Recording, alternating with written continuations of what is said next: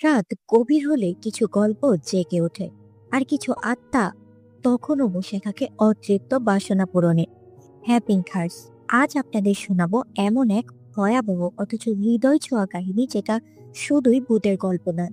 এটা এক নারীর অসমাপ্ত স্বপ্ন, তার অপূর্ণ ভালোবাসা আর তার ভয়ঙ্কর প্রতিশোধের কথা।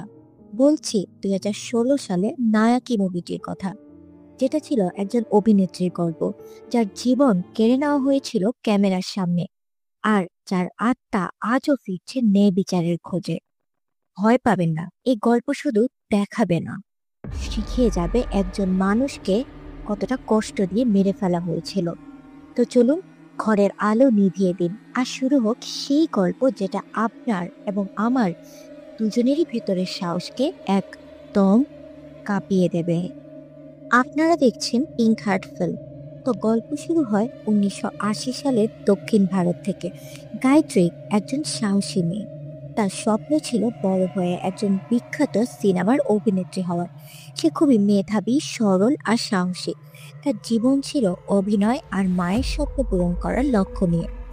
একদিন তার দেখা হয় গিরিধর নামের এক ক্যামেরাম্যানের সঙ্গে। সে সিনেমা জগতের লোক। গিরিধর তাকে বলে সে তাকে হিরোইন বানাতে চায়। গায়ত্রী খুশিতে রাজি হয়ে যায়, কিন্তু গিরিধরের উদ্দেশ্য ভালো ছিল না।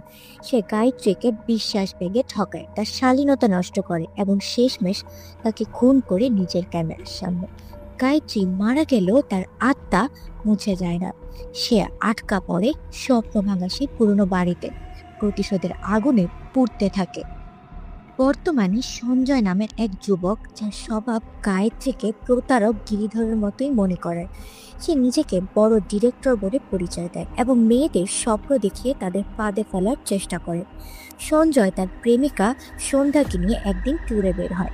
সেখানে তার গাড়িটি খারাপ হয়ে যায়। আশ্রয় নেয় তারা একটি পুরনো অন্ধকার বাড়িতে। এই বাড়িটি সেই বাড়ি যেখানে গায়ত্রীর অতৃপ্ত আত্মা বছরের পর বছর ধরে বসবাস করছে।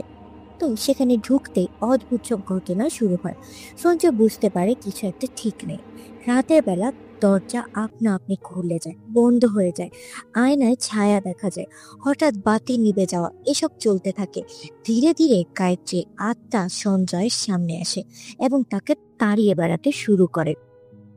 এরপর গায়ত্রীর আত্মা সঞ্জয়কে শাস্তি দিতে শুরু করে, কারণ সঞ্জয় মেয়েদের নিয়ে খেলা গায়ত্রীর নিজের অতীতকে মনে করিয়ে দেয়। গায়ত্রী ভাবে সঞ্জয় আর গিরিধর একই রকমের প্রতারক। তবে ধীরে ধীরে একটি টুইস্ট আসে। গায়ত্রী বুঝতে পারে সঞ্জয় সত্যি ভয় পেয়েছে এবং তার মধ্যে পরিবর্তনের সম্ভাবনা আছে। সঞ্জয় অনুভব করে সে তার জীবন নষ্ট করেছে এবং সত্যিকারের ভালোবাসা সন্ধ্যার প্রতিও অন্যায় করছে। এই পর্যায়ে গল্পের মোড় ঘুরে যায়। সঞ্জয় গায়ত্রীর জীবনের কাহিনী জানতে পারে। সে উপলব্ধি করে গায়ত্রী কখনো ন্যায় বিচার পায়নি। তাই সে সিদ্ধান্ত নেয় সে গায়ত্রীকে হিরোইন বানাবে এবং একটি সিনেমা বানিয়ে সেখানে গায়ত্রী হবে প্রধান চরিত্র। এরপর সঞ্জয় একটি সিনেমার পরিকল্পনা করে, যেখানে গায়ত্রী নিজের বাস্তব জীবনের গল্পে অভিনয় করে। এটি গায়ত্রীর আত্মার জন্য শুধু প্রতিশোধ নয়, বরং তার স্বপ্ন পূরণের রাস্তা হয়ে ওঠে। গায়ত্রী সেই সিনেমার নায়িকা হয়, এক জীবন্ত আত্মা হয়ে ক্যামেরার সামনে এসে দাঁড়ায়। নিজের জীবন, কষ্ট ও প্রতিশোধের গল্প বলে। সিনেমাটি মুক্তি পায় এবং অসাধারণ সাড়া ফেলে। দর্শকেরা গায়ত্রীর অভিনয় দেখে মুগ্ধ হয়, কিন্তু কেউ জানে না সে একজন আত্মা। এই সিনেমার মাধ্যমে গায়ত্রী তার স্বপ্ন পূরণ করে, আর তার আত্মা ধীরে ধীরে শান্তি পায়।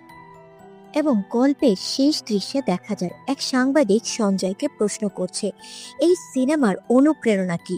সঞ্জয় উত্তর দেয়, এটা এক মেয়ের গল্প, যাকে প্রতারণা করে হত্যা করা হয়েছিল। আমি শুধু তার স্বপ্ন পূরণের মাধ্যম হয়েছি। যদি আবার কেউ অন্যায় করে, সে নিশ্চয়ই ফিরবে।